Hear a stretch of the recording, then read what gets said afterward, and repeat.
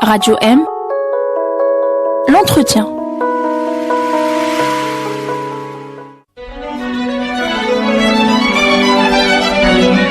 Pour bien s'entendre, il faut bien s'écouter. Rendez-vous sur M, la petite radio du Grand Maghreb. Amis auditeurs, bonjour. L'entretien retrouve aujourd'hui Monsieur Farid Farah, consultant en TIC et spécialiste à Maghreb émergent des questions de la transition numérique et des TIC, des nouvelles technologies, de l'information et de la communication. Farid, bonjour. Bonjour. Bien content de te retrouver dans cette émission. Alors, la dernière fois au Café Presse, tu nous as gratifié d'une formule qui m'a interpellé, et c'est pour ça que je voulais la creuser dans un entretien en face-to-face avec toi. C'est cette idée selon laquelle le président Kennedy a été élu grâce à la télévision, le président Obama a été élu grâce à Facebook et le président Trump aurait été élu grâce au crowdsourcing, grâce à l'analyse de la data. Est-ce qu'on peut préciser cette idée ?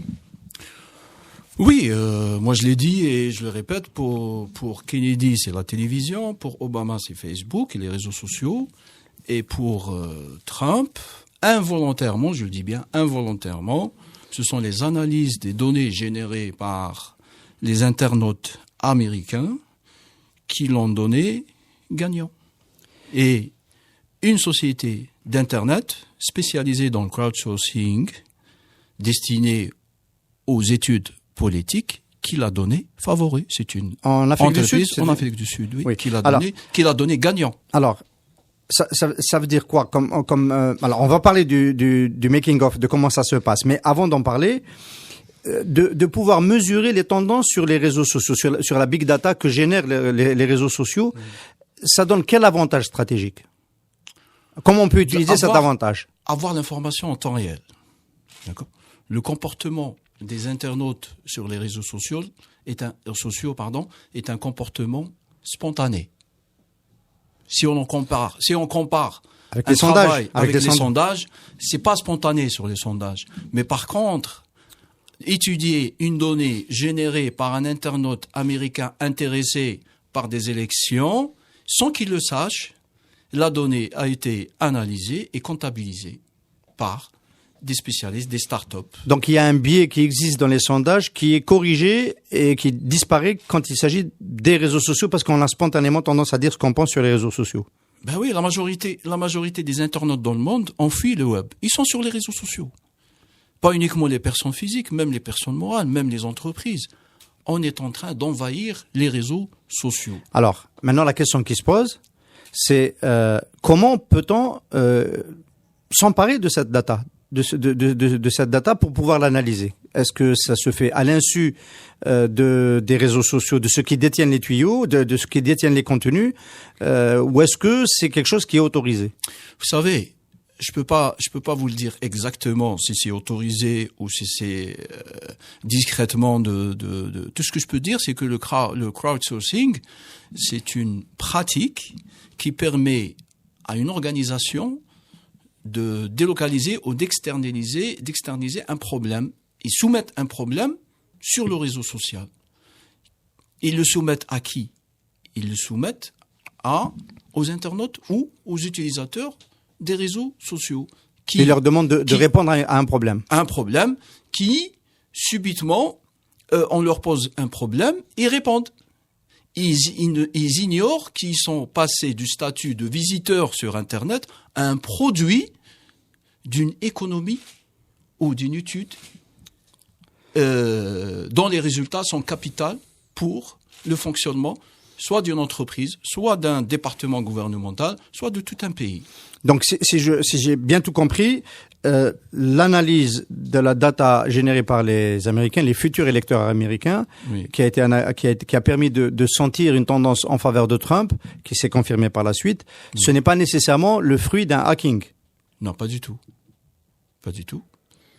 Le travail des entreprises spécialisées dans l'étude de la data récoltée et rassemblée à partir des sujets mis en ligne sur un réseau social qui concerne des élections américaines ou la vente des produits. Je vais vous raconter une petite histoire. L'année passée à Barcelone, au congrès mondial de la mobilité, j'ai rencontré un Américain qui est à la tête d'une petite start-up spécialisée dans le crowdsourcing.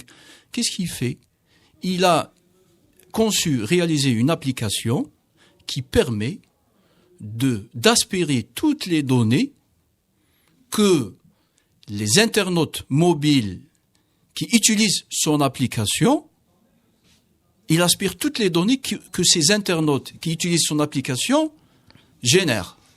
C'est-à-dire, il m'a montré un exemple, il m'a dit, regardez, vous voyez un McDo sur la ville de Los Angeles, en temps réel, je vous dis bien en temps réel, il a eu les statistiques pendant un quart d'heure sur le nombre de sandwichs vendus entre chicken. Il peut avoir ce niveau de détail.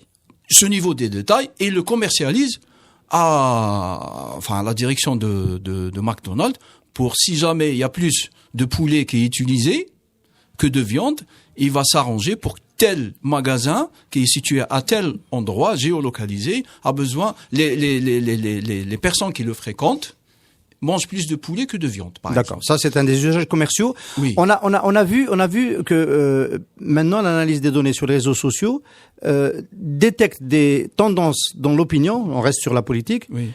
Avant les sondages. Exemple, l'effet Fillon, il a été ressenti d'abord sur les RS avant d'être traduit dans les sondages et de se confirmer à la primaire de la droite.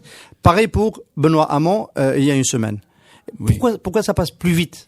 Parce que les enquêtes de sondage tardent à rendre le résultat, ou parce que ou est-ce que c'est pas finalement le fait de dire que ça bouge sur les réseaux sociaux en faveur d'un tel, est-ce que ce n'est pas ça finalement qui fait bouger l'opinion? Est-ce que c'est pas aussi un peu une manipulation?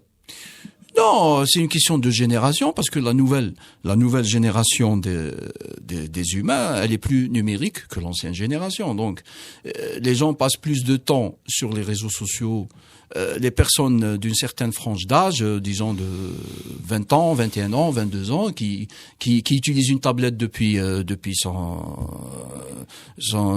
âge de l'adolescence, eh ben, lui, toute sa vie est liée, sa vie quotidienne, tout son quotidien est lié à cette tablette. Donc, si on l'aborde sur un réseau social, si on lui tague une image, si on lui demande un commentaire sur un tel candidat, il va émettre automatiquement un avis spontané. Et donc il va nourrir. Et cet avis, c'est de la data. Donc elle est récoltée et travaillée par des spécialistes pour segmenter, pour faire différencier une data culturelle d'une data économique. Et ça, c'est le travail des startups. On utilise ce qu'on appelle des logiciels.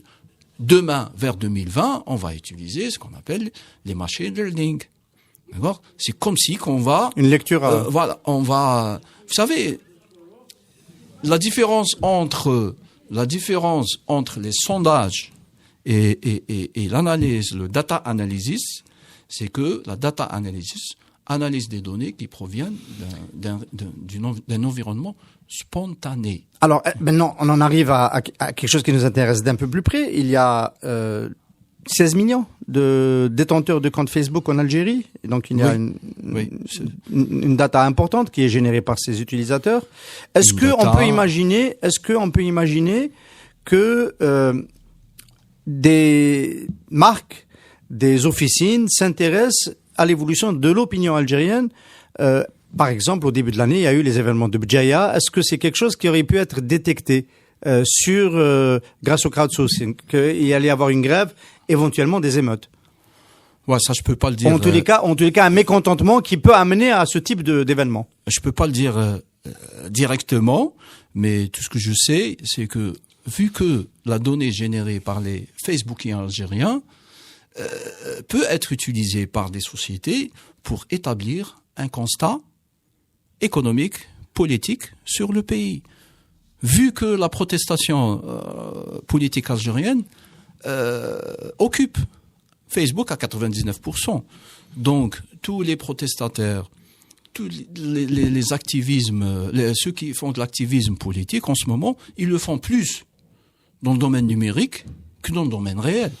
Automatiquement, si on arrive à récolter les données générées sur, par exemple, des élections des futures élections algériennes, on peut avoir quand même une idée sur un taux de participation, sur un engouement ou un boycott généralisé.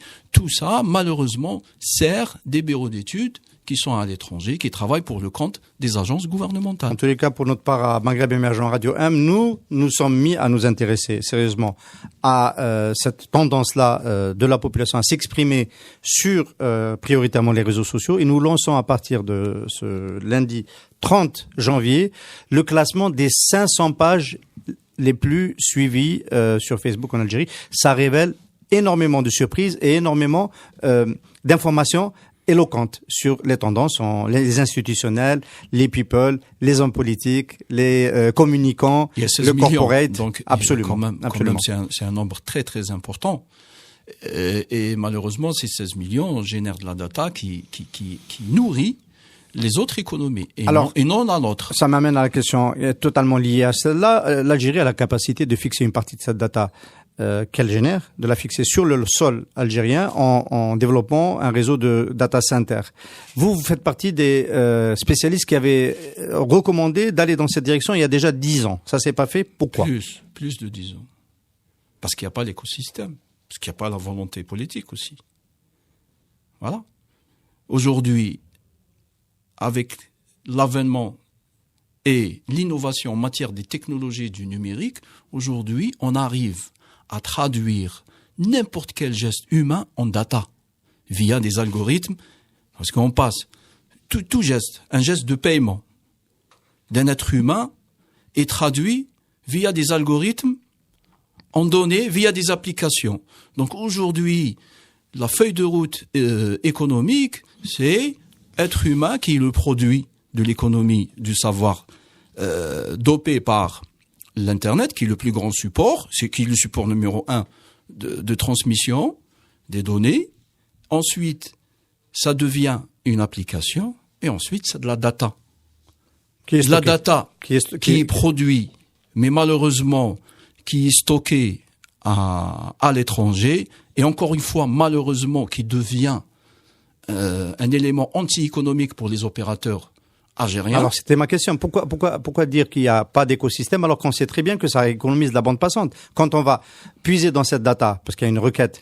Il y a que ce soit un avant, data il y avait center. un seul obstacle. Il y avait de la volonté politique pour avant le web 2.0, avant l'arrivée du web 2.0, il y avait la consolidation et la promotion obligatoire du domaine des aides, oui. D'accord, avec un hébergement local. Aujourd'hui, avec l'évolution rapide du web et des réseaux sociaux, on est obligé de créer un climat favorable pour amener les pourquoi pas Facebook à implémenter en Algérie. Implémenter en Algérie un data center comme il l'a fait récemment au Danemark. Oui. On a décidé de le faire au Danemark. Il y a quand même beaucoup d'Algériens qui sont sur Facebook. Je ne sais pas s'il y a beaucoup de données qui est générées, s'il y a beaucoup de commentaires. Est-ce que politiquement l'Algérie a la taille pour exiger de Facebook de le faire chez elle? Il y a des pays qui peuvent le demander.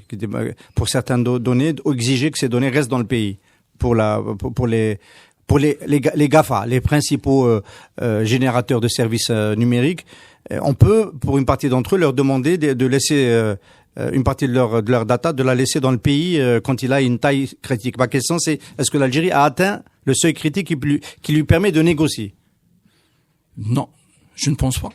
Et si je ne pense pas. Ouais. Tout simplement parce que on ne fait aucun effort, que ce soit sur le plan juridique ou sur le plan politique, pour attirer ou chercher un partenariat étranger pour lancer la société numérique algérienne.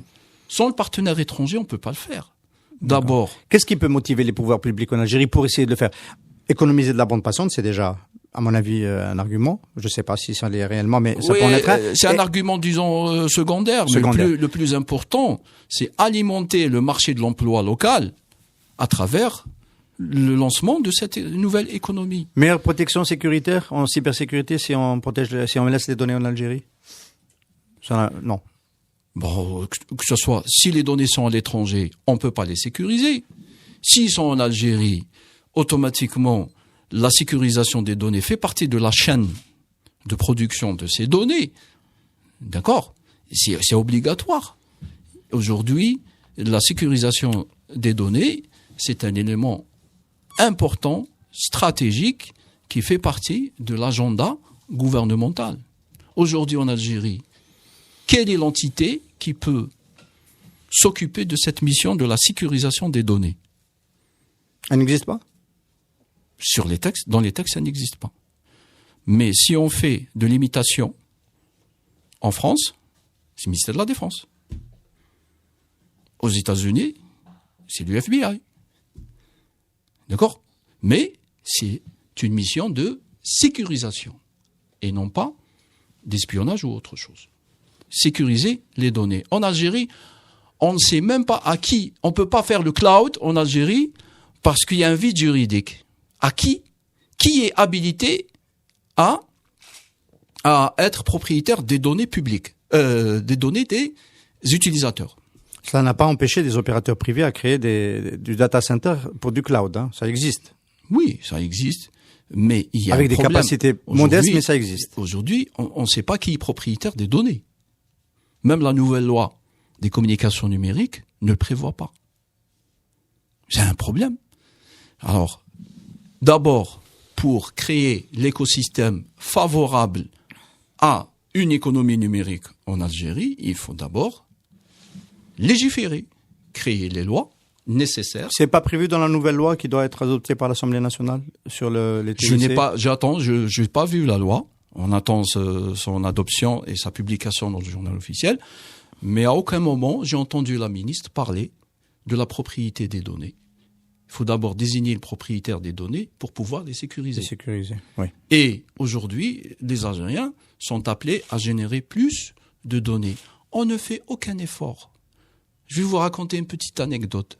J'ai parcouru la rue Al-Habib El-Mehdi, la rue des Douches, pour discuter avec des magasins, avec des propriétaires de magasins. Personne n'a un site web pour mettre les produits qu'ils vendent, pour informer les gens de l'arrivée des nouveaux produits et des prix. Personne. Personne. On a un niveau de numérisation de mentalité. Oui. Je lui dis, il m'a dit pourquoi je vais faire moi un site web alors que tous les clients viennent chez moi. Oui. Un exemple. Absolument. Alors que normalement, des initiatives de soutien pour pousser ces commerçants à créer des sites web ou des applications à moindre coût. Pourquoi pas gratuit? Qu'est-ce qui empêche un opérateur de s'adresser à ces commerçants? Est-ce qu'on peut s'imaginer maintenant que le e-commerce est en train d'entrer dans nos vies, est-ce qu'on peut s'imaginer que c'est quelque chose qui va finalement décoller? Parce qu'il y a un intérêt direct à numériser son offre et à digitaliser ses services. Il n'y a pas que le e-commerce. Il n'y a pas que le e-commerce. Il y a le e-commerce, il y a le i ou le M. Maintenant, on parle plus de i, on parle du M. Le M-commerce, le M-payment, le M-health, M-santé, la santé mobile, le M-politique. Oui. On parle maintenant M-politique, le M-pédagogie, je vous ai dit au départ, tous les gestes humains, tous les quotidiens des humains, grâce à des algorithmes. Tout à l'heure, vous avez parlé de Facebook. Facebook, c'est un ensemble d'algorithmes. Grâce aux algorithmes, on arrive à traduire les gestes humains en data. Et la data, c'est le langage de demain. Il va y avoir les robots. On va leur parler avec le langage de la data. On va pas leur parler en arabe ou en français. On va parler avec le binaire. Alors ça, c'est déjà l'univers des objets connectés. C'est un des thèmes forts du Mobile World Congress à Barcelone. Vous y allez au mois de février? Je l'espère parce que la thématique de ce nouveau congrès, vous y étiez en février dernier. C'est la suite, c'est l'évolution, l'Internet of Things. On prévoit l'officialisation, je pense, de la 5G, de la 5G, aujourd'hui, et la virtualisation du stockage et la virtualisation des fonctions physiques des réseaux. Et ça, ce sont des thèmes technologiques très très importants qui vont changer carrément le fonctionnement traditionnel, par exemple, d'un opérateur. Donc, l'IoT va occuper la première scène, l'Internet of Things, l'Internet des objets. D'ailleurs, il y a une étude que Cisco a publiée il y a une semaine sur son site où il prévoit 27 milliards d'objets connectés en 2020. Alors, 2020, c'est dans 3 ans. Monsieur 27 Farah, milliards. La dernière fois que vous êtes passé pour nous parler de cette thématique-là, vous nous avez fait un peu peur en nous disant est-ce que les tuyaux vont pouvoir supporter cette explosion de la big data dans les années qui viennent? Il y a un risque sur Internet, avant même le risque de la gouvernance d'Internet, le risque sur la capacité à supporter autant de data. Ben oui, il y a toujours un risque parce que le problème de cette data, ce n'est pas sa création et ce n'est pas son stockage, c'est son transport. Oui, c'est bien de ça que je parlais. Si on fait une comparaison avec les automobiles, bon, il y a des constructeurs automobiles qui construisent des voitures tous les jours. Et il y a des clients qui achètent les voitures tout le temps.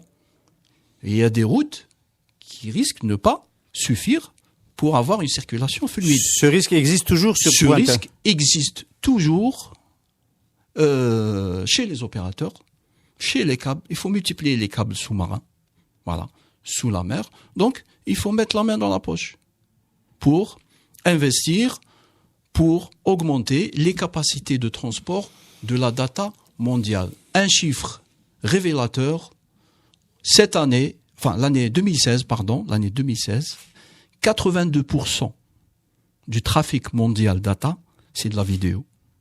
82%. Et en 2015, 72%. Donc c'est un chiffre qui évolue.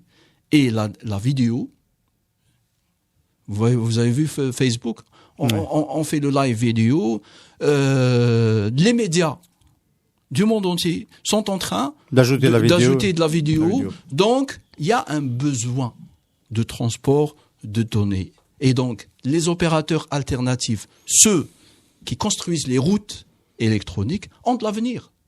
Ce sont des... À condition que leur modèle économique soit consolidé, que leur investissement... Mais c'est normal. Qu'ils aient un retour sur investissement. Oui. Ils ont de l'avenir. Les fabricants des équipements télécoms ont toujours de l'avenir. Même si Trump est président des États-Unis. Merci beaucoup, Khalid Farah. Merci. Radio M, l'entretien.